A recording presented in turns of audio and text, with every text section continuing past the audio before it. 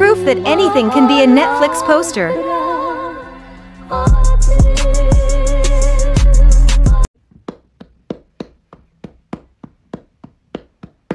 Te hazapali, apa, még fel vagyok.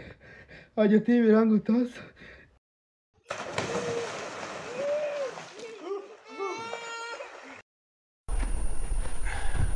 Jól vagy?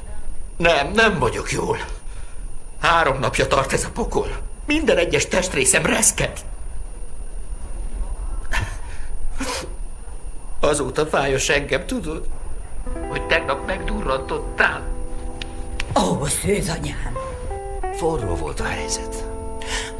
És ahogy egyre jobban belemelegettem, nem volt visszaút. Tudod, milyen vagyok?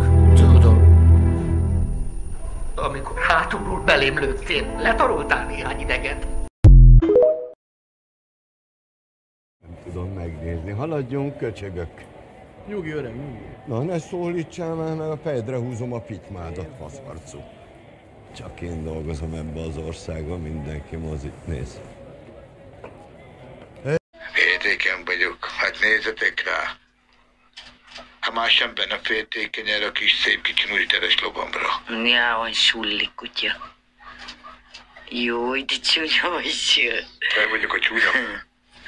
Én vagyok a csúnya. Hát akkor várjál már. Hát akkor miért mondod, hogy te vagy a legjobb? Jó.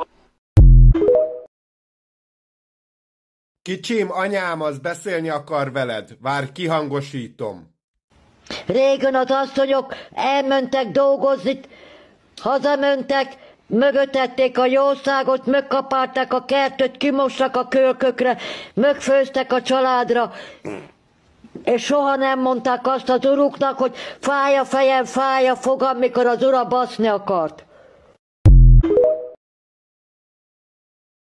A nőknek kijelentem, ne írjanak nekem, mert nekem nem barátnőm van, hanem hercegnőm, aki tiszta szívemből szeretek.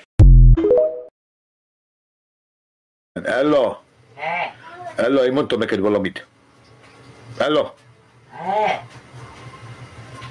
Mikor ez Ella, hely? Mi a uffa? Azt, de gyere már, hogy ufó? Hát van nevem, baszki! Drágám, szoktatási idő van. Jövök életem, csak lerakom a gyereket. Ó, hogy basznál teherbe a tetves, retkes, zsiráf, cigány, kurva anyját, aki felbassza ide a faszomba ezt a geci biztosító szekrényt. Hát hogy lehet egy ekkora ládába beletenni, bazd meg egy ekkora... Azt mondd meg nekem, hogy a mókus román kurva anyjába vitte fel ide a faszomba ezt a szart.